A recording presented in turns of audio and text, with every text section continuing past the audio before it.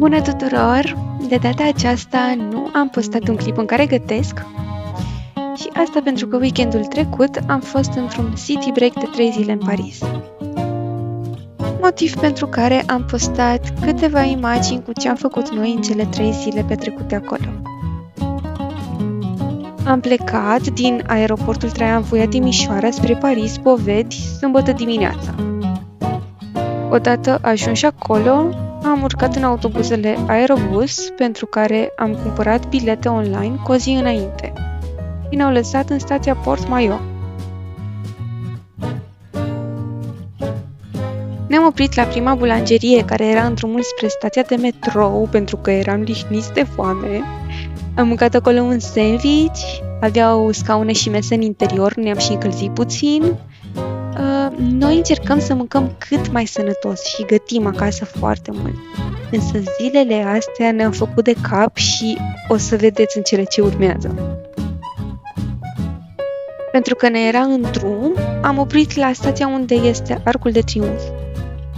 Important de menționat, am folosit foarte mult mijloacele de transport în comun și ne-a fost de ajutor aplicația Navigo, prin care se pot și cumpăra călătorii.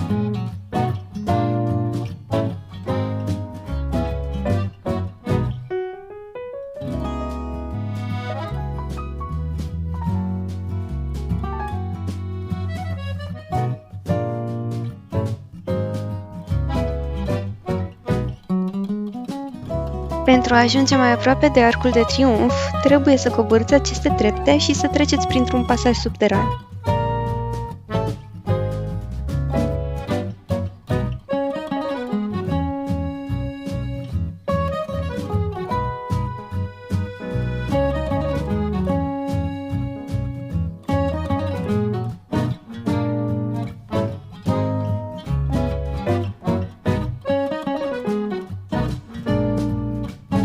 Aceste sculpturi superbe pe care le vedeți în relief celebrează victoriile militare, iar mai târziu veți vedea și câteva imagini cu flacăra veșnică. Aceasta este denumirea pentru că este mereu aprinsă și ea comemorează soldații căzuți.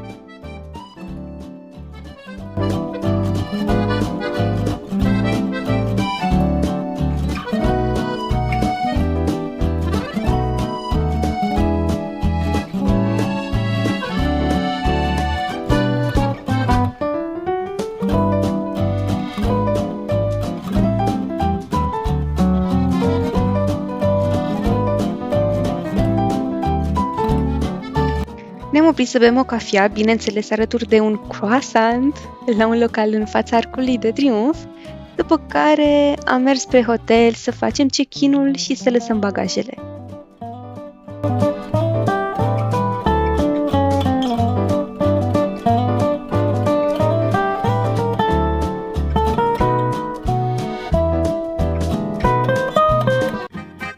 Am mâncat un burger vegetarian în zona în care am fost cazați și am pornit din nou spre centru să vedem turnul Eiffel pe seara, luminat. La ore fixe începe jocul de lumini și durează câte 5 minute la fiecare oră fixă.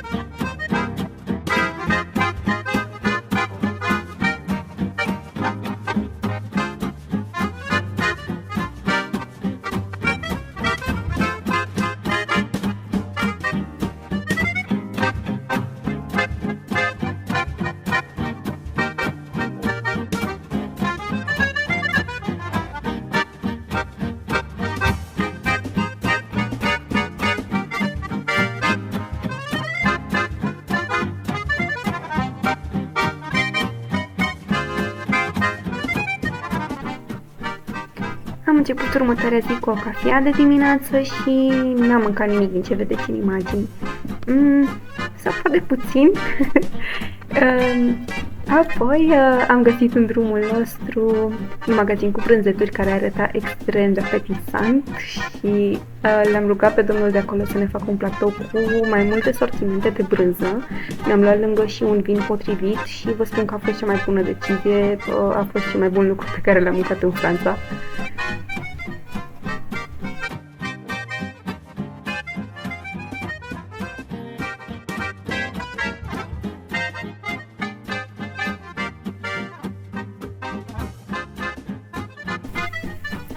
Ne-am continuat apoi drumul spre centru, am luat tramvaiul și am coborât în stația Charles de Gaulle.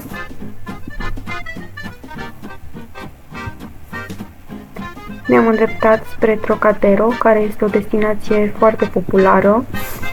Lumea merge de obicei acolo să admire turnul Eiffel sau să facă poze. Probabil că ați văzut deja pe Instagram și pe alte rețele de socializare poze din locația respectivă.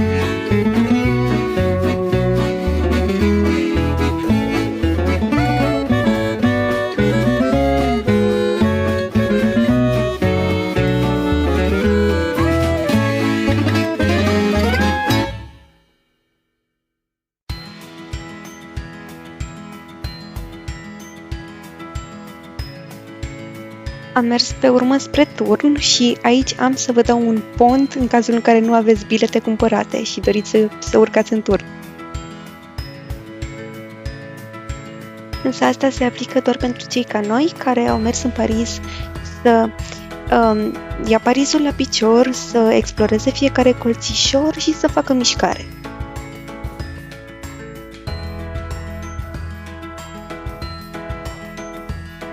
Odată ajunși în interior, erau cozi mari și la urcatul cu liftul, dar și pentru urcarea pe scări. Iar singura intrare la care nu era coadă, mai exact nu era nimeni, era poarta cu bilete achiziționate online pentru urcatul pe trepte. Așa că am scos telefonul, am cumpărat rapid biletele și am urcat.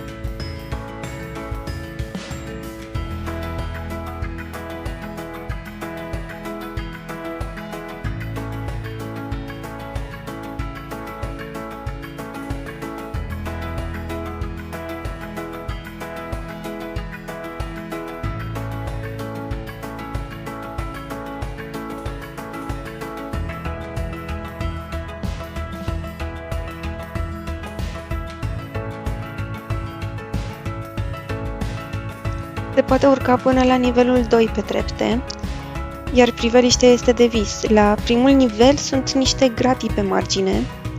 Găsiți acolo un local și un restaurant unde puteți bea o cafea sau mânca ceva.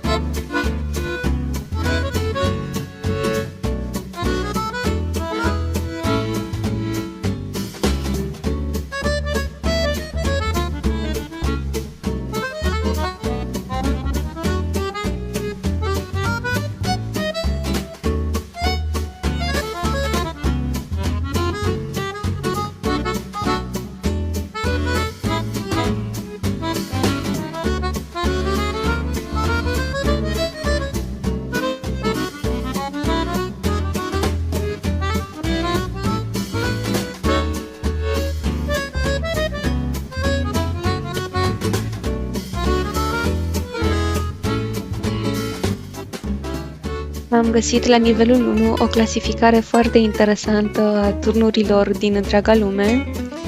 Turnul Eiffel are o înălțime de 324 de metri. După cum bine știm, cel mai înalt turn din lume este Burj Khalifa și se află în Emiratele Arabe Unite și are 828 de metri.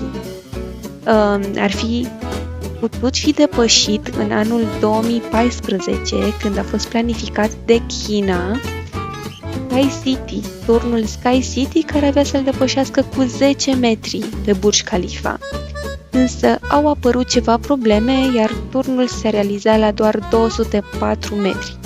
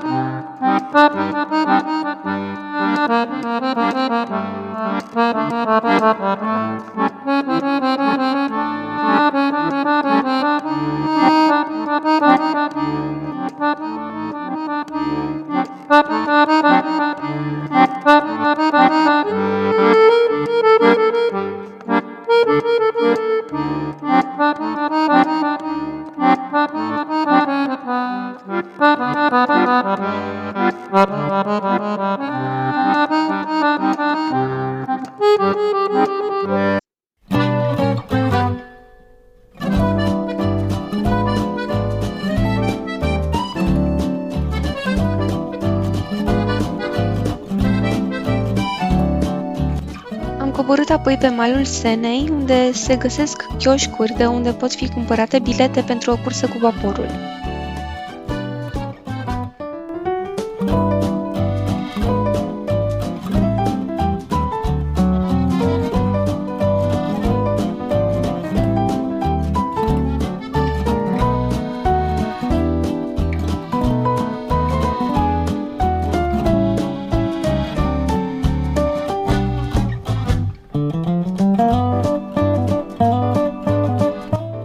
Ne-am plimbat cu vaporul, am avut inclus și un ghid.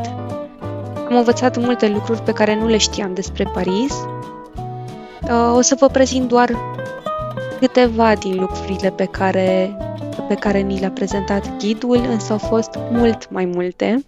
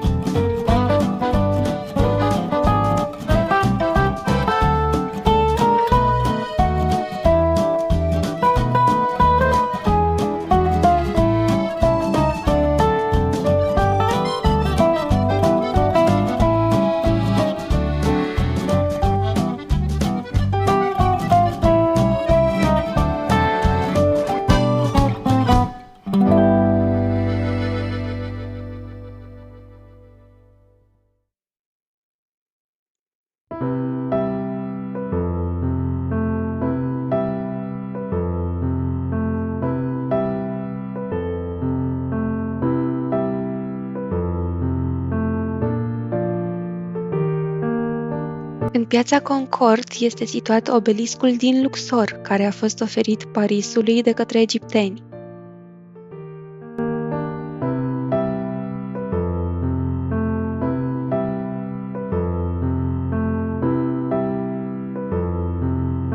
Acesta este muzeul Orsay, pe care am vrut să-l vizităm următoarea zi, însă lunea era închis și, atenție, sunt foarte multe localuri închise lunea.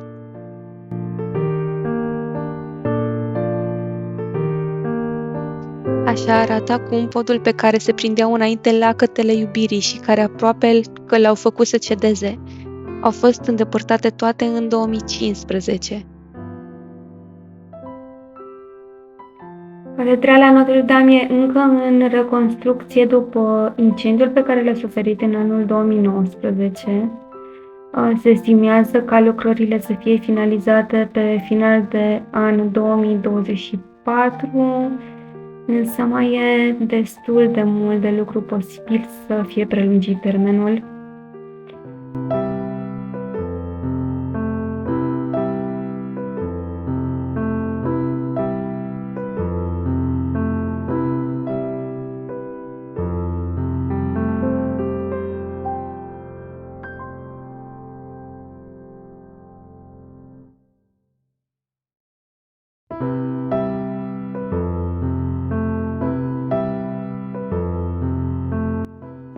Un alt loc din Paris, care este pe lista mea de vizite viitoare în Paris, este Conciergerie, care e primul palat regal din Paris, care s-a transformat mai apoi în închisoare, iar aici Regina Maria Antoinette a fost închisă în ultimile sale zile din viață. Am fost mai apoi să luăm masă la un restaurant din apropiere, unde am încercat pentru prima dată faimoasa supă de ceapă și melci. Chiar mi-a plăcut gustul ambelor preparate, iar dacă nu le-ați încercat, trebuie să o faceți atunci când ajungeți în Paris.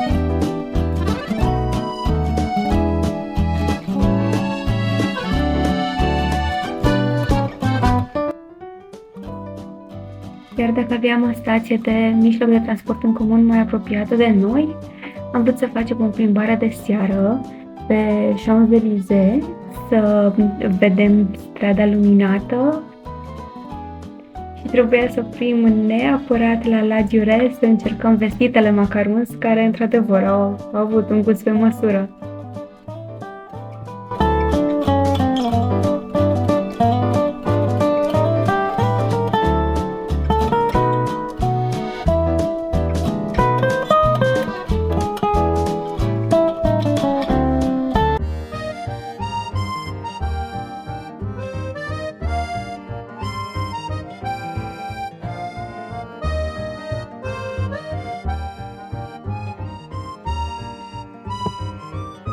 Ne-am început și ultima zi petrecută în Paris.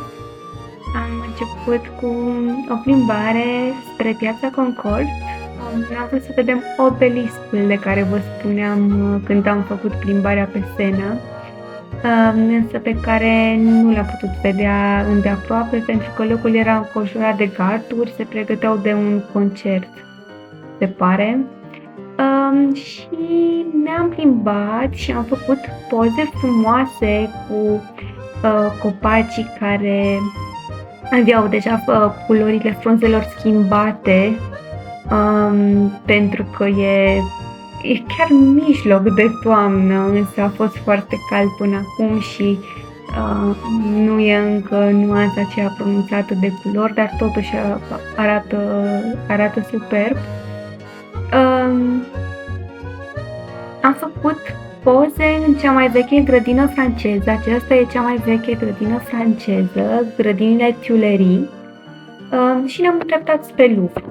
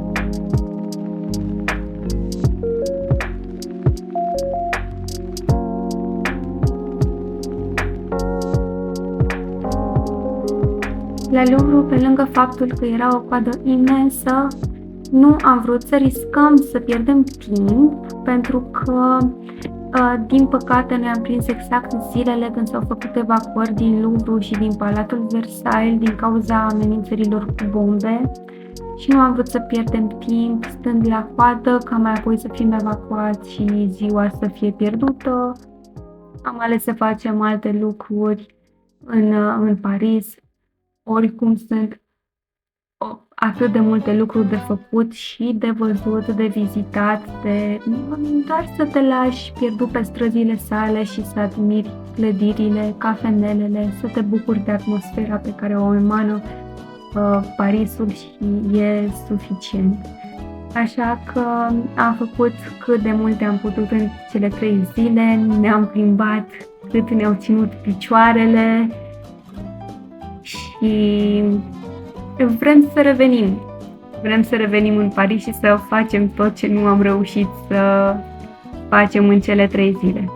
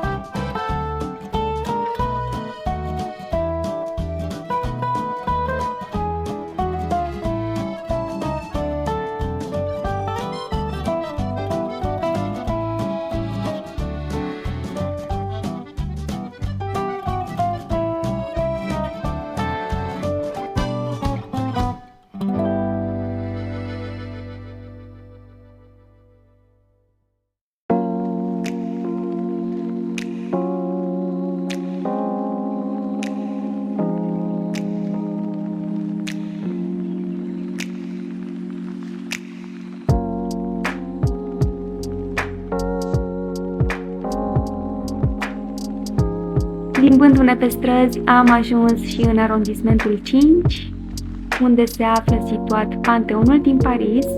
Uitați, în spate se poate vedea și turnul Eiffel. Turnul Eiffel se poate vedea din foarte multe puncte. Și să revenim la Panteon, nu aveam intenția de a-l vizita, însă pentru faptul că am văzut că nu așteaptă multă lume, cei care așteptau să-și cumpere bilete de la fața locului, însă am aplicat aceeași metodă. Pentru faptul că am cumpărat biletele online, am avut întâietate și nu am mai așteptat la coada respectivă, ci am intrat direct și am vizitat Panteonul. Se poate să urcați pe acoperișul acestei clădiri, de unde cu siguranță priveliștea este superbă, însă noi am urcat deja în turnul Eiffel, iar următoarea noastră destinație este cel mai înalt punct din Paris și pe care vi-l vom arăta puțin mai târziu.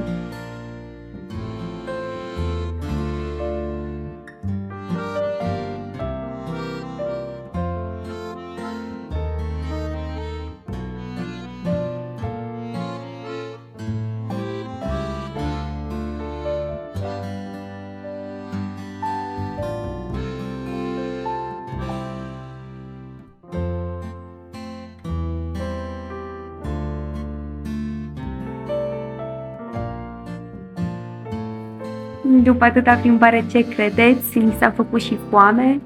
Ne-am oprit la un restaurant libanez. Au fost delicioși falafelii ăștia, adevărat delicioși. După care am vrut să vizităm atelierul lui Brâncuș, care se află aici, în arondismentul 4, însă pare că temporar este închis. Așa că ne-am luat și un desert după masa asta copioasă, deși eram full.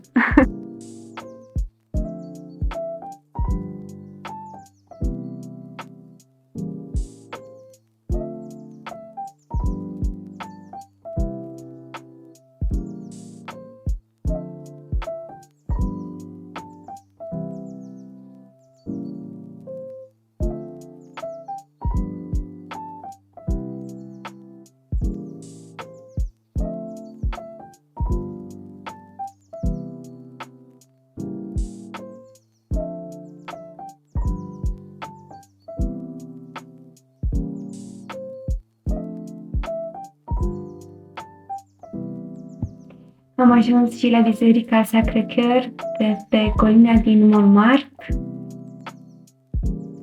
Puteți ajunge aici fie cu funicularul, fie urcând cele 222 de trepte. Acesta este cel mai înalt punct al Parisului și are 130 de metri.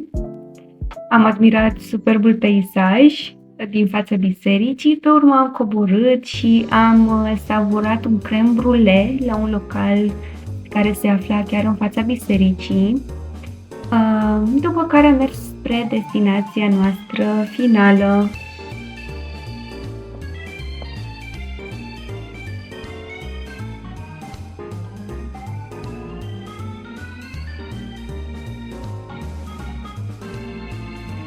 Iar pe final am ajuns și la celebrul Moulin Rouge, la care mi-am dorit tare mult să ajung, să văd un spectacol. De data asta am fost doar pe exterior, m-am bucurat să fac o poză în fața localului, dar cu siguranță nu ratez un spectacol pentru data viitoare. Și am încheiat seara și cele 3 zile de city break, lungina la restaurantul de vis-a-vis. Sper din suflet să vă ajute informațiile pe care le-am împărtășit cu voi. Pe curând!